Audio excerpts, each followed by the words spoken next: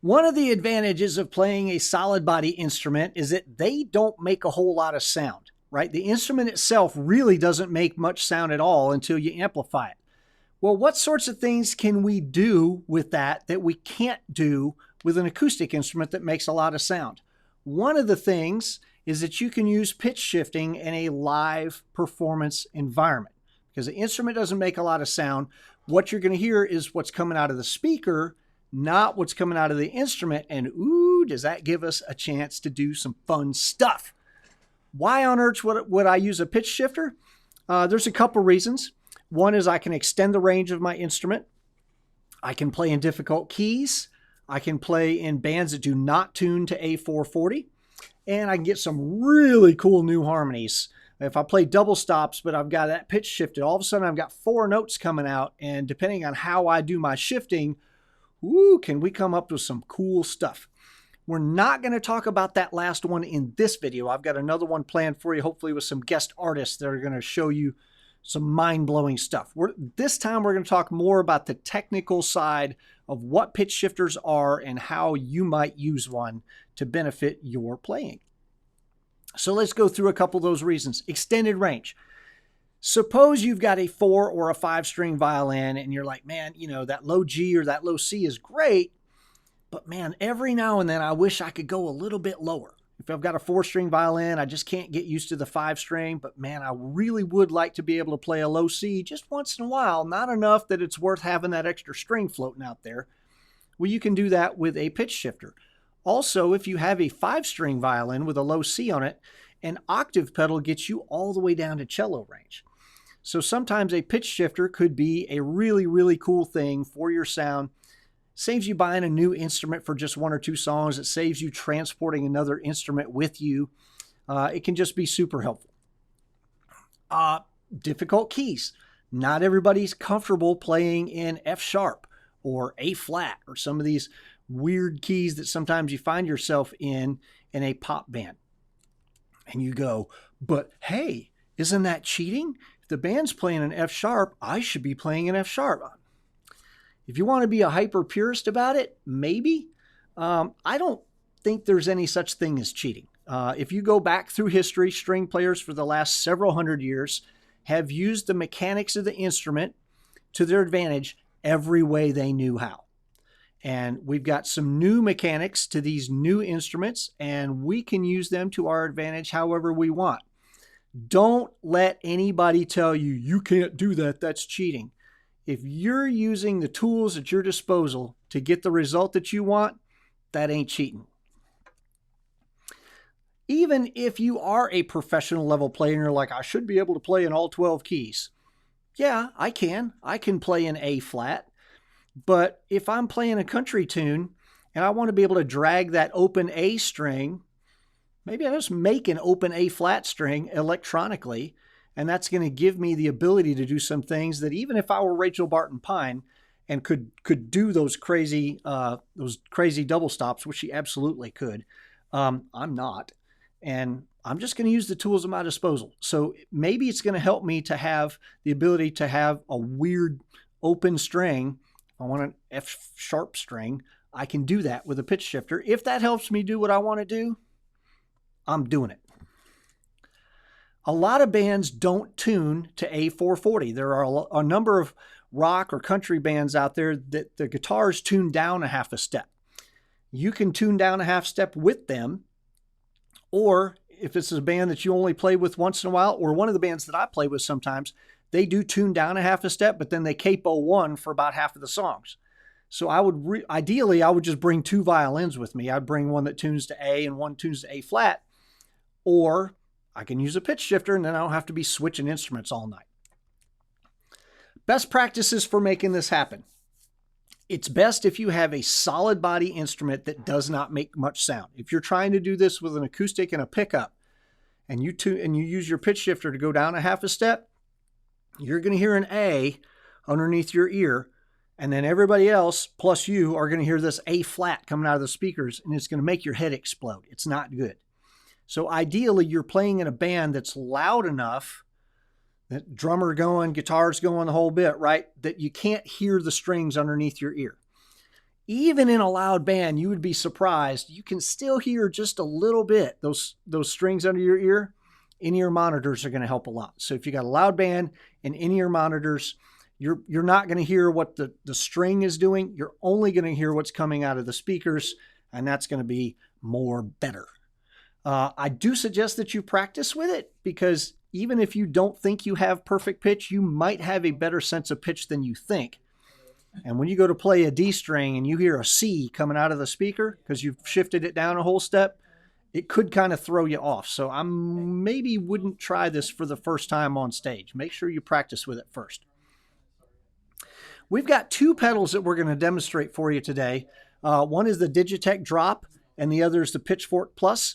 The Pitchfork Plus by Electro Harmonix has a zillion features in it. It's not just a simple pitch shifter.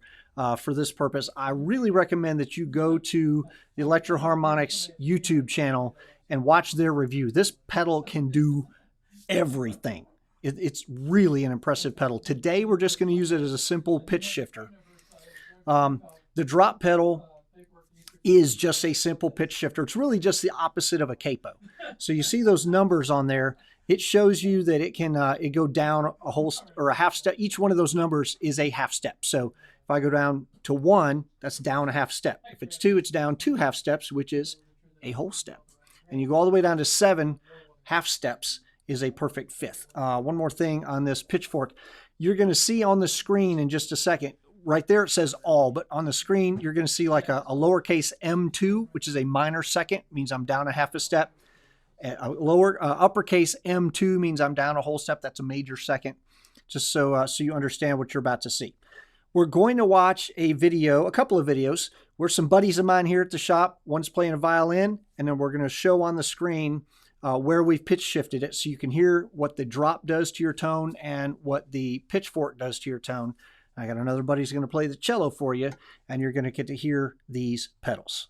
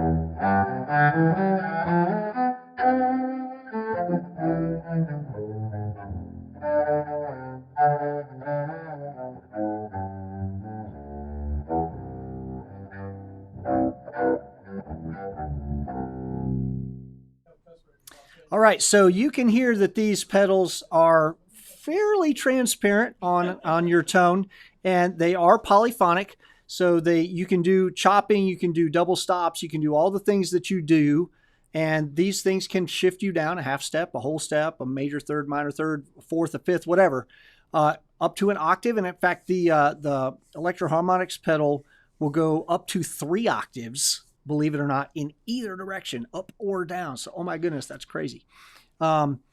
Anyway, just wanted you to know about this technology. If you feel like this would help you, you can order these pedals on our website. You can call us, you can email us. All these things are possible if you got some questions. So, did want to let you know that you can find some other videos that we got right here. Just click and watch away. You're going to learn a lot of cool stuff.